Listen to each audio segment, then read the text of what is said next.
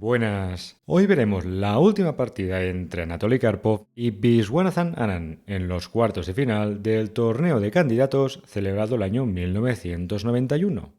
Las aperturas de este match estuvieron dominadas exclusivamente por dos defensas, la defensa semieslava por parte de Anand y la defensa Caro-Kann por parte de Karpov.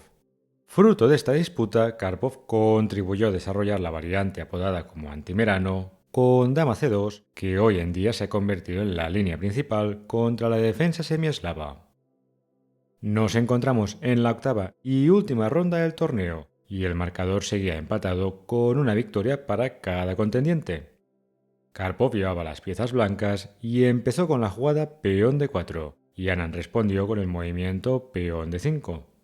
No hubo ninguna sorpresa en la apertura y ambos protagonistas siguieron los cauces ya conocidos, con peón C4, peón C6, caballo F3, caballo F6 y caballo C3.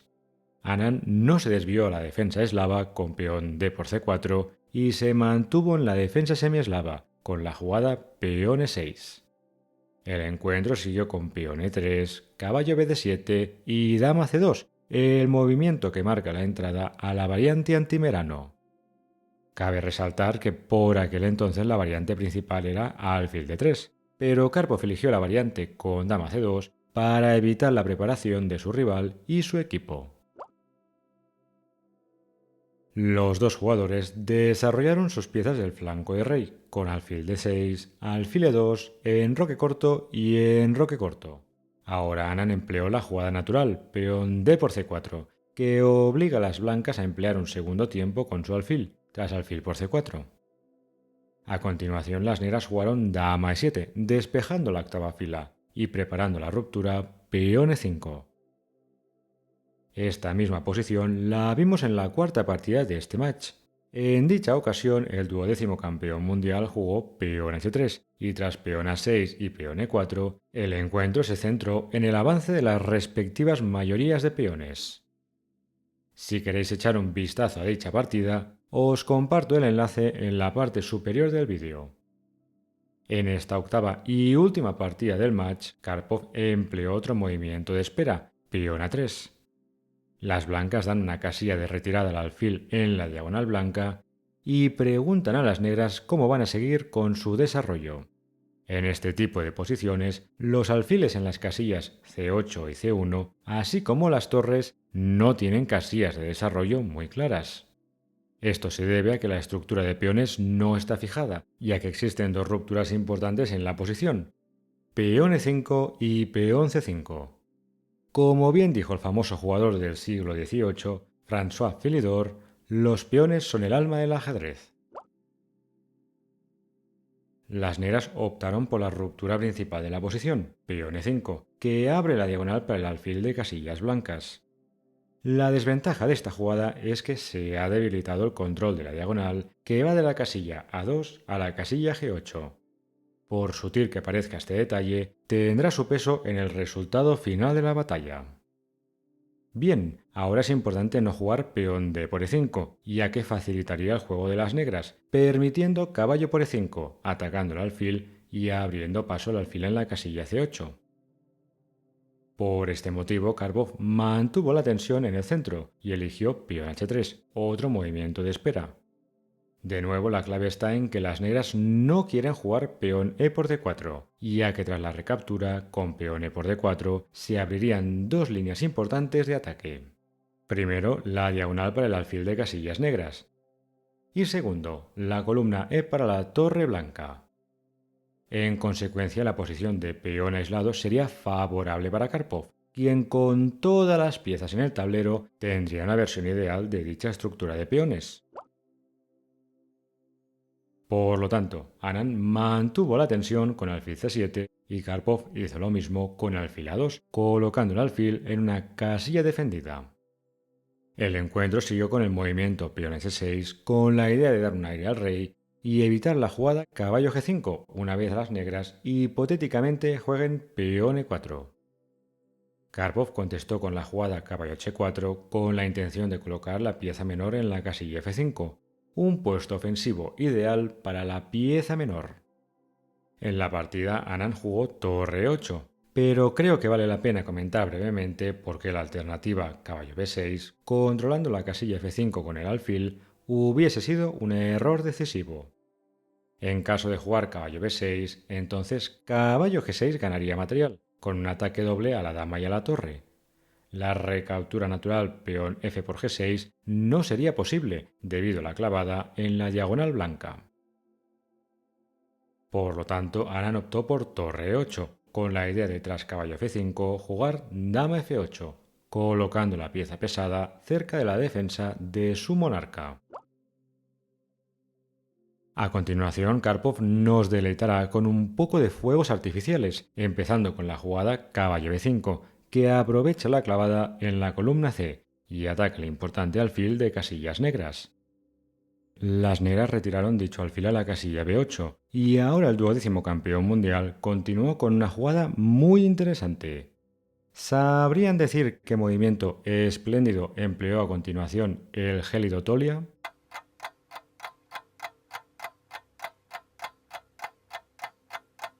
Alfil de 2. Esta jugada de aspecto inofensivo representa una amenaza mayúscula para la dama de Anand. En la partida las blancas jugaron el mejor movimiento, peón a5, evitando la jugada alfil b4. Dicho esto, creo que es instructivo ver la variante crítica de la posición con peón c por b5.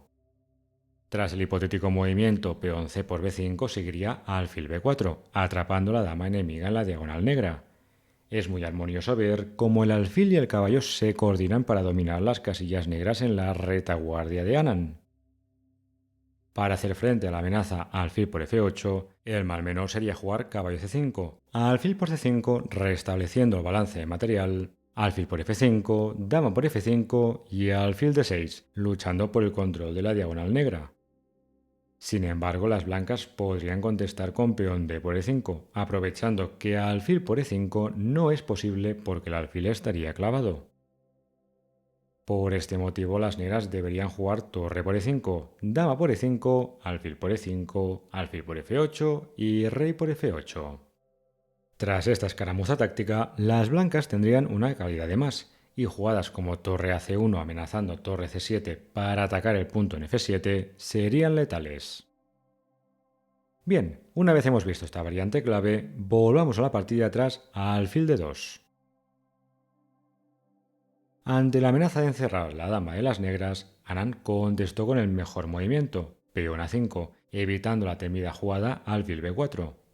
Ahora las blancas deben transformar su ventaja de actividad en algo más tangible, ya que de lo contrario las negras expulsarán los caballos blancos de sus puestos avanzados y activarán sus alfiles en la octava fila. Así pues, Karpov tomó las riendas en el centro y optó por peón d por e5, con la idea de tras alfil por e5 activar su mayoría de peones en el flanco de rey, con la jugada peón f4. Anand devolvió el alfil a la casilla b8 y Karpov retiró su caballo bajo ataque a la casilla c3, controlando la casilla clave en e4. Fíjense que las blancas pueden jugar con un peón retrasado en la casilla e3 gracias a que tienen un buen control de la casilla e4. Otro gallo cantaría si las negras tuviesen un bloqueo sólido de dicho punto. Después de caballo c3, podríamos decir que hemos llegado al primer momento crítico de la partida. En el encuentro, Anand optó por el movimiento torre de 8, con la idea de evitar los problemas tácticos que podrían surgir de caballo por h6 seguido de alfil por f7 jaque, con un ataque doble al monarca y a la torre. Sin embargo, la jugada torre de 8 es un error que da una ventaja notable a las blancas. El módulo de ajedrez señala que la mejor jugada era caballo c5, con la idea de eliminar el poderoso caballo en la casilla f5. Ahora bien, que el módulo de ajedrez señale que la posición sería 0.0 no significa que sea tablas, sino que la posición estaría en una muy tensa igualdad.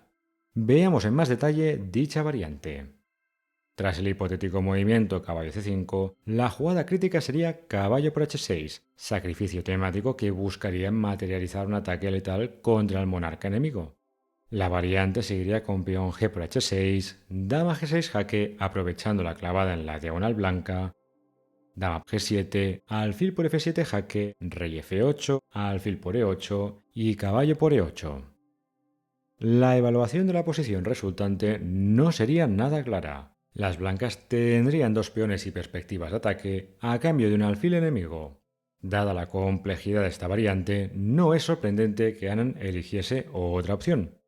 Dicho esto, volvamos a la partida tras caballo C3. En el encuentro, Anand eligió la jugada torre de 8, que perseguía evitar los problemas tácticos en el punto en F7. Ahora bien, el remedio fue peor que la enfermedad, ya que la torre se pone a tiro de una clavada en la diagonal negra, detalle que Karpov no pasó por alto.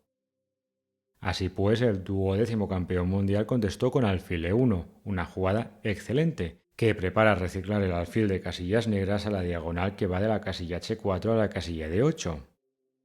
Anand se adelantó al plan de las blancas y jugó caballo H7, con la intención de, tras el movimiento alfil H4, contestar caballo DF6, llevando la caballería a la defensa del monarca.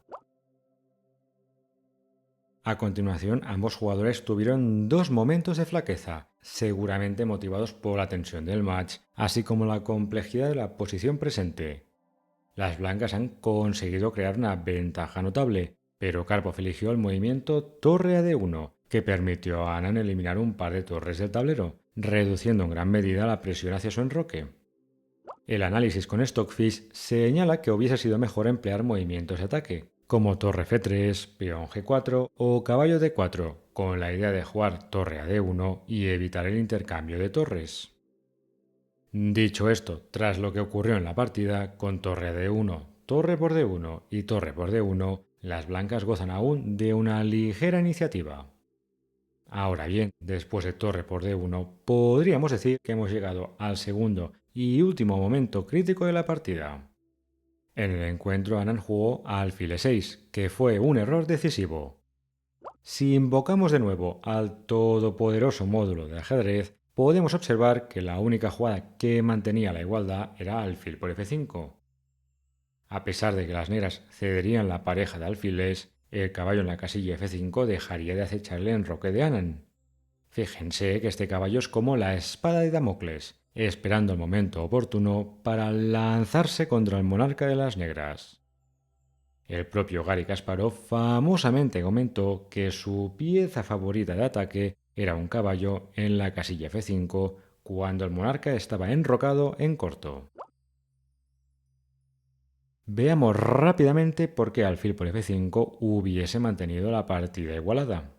Tras la hipotética jugada alfil por F5, seguiría dama por F5 y alfil A7, conectando las piezas pesadas en la octava fila y atacando el punto sensible en E3.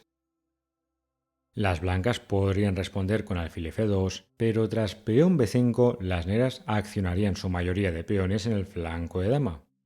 La amenaza de jugar peón B4, ganando un tiempo al caballo, sumado a que el ataque en el flanco de rey se habría desacelerado, daría oportunidades para ambos bandos. Una vez hemos visto esta variante, volvamos al momento crítico de la partida tras alfil E6.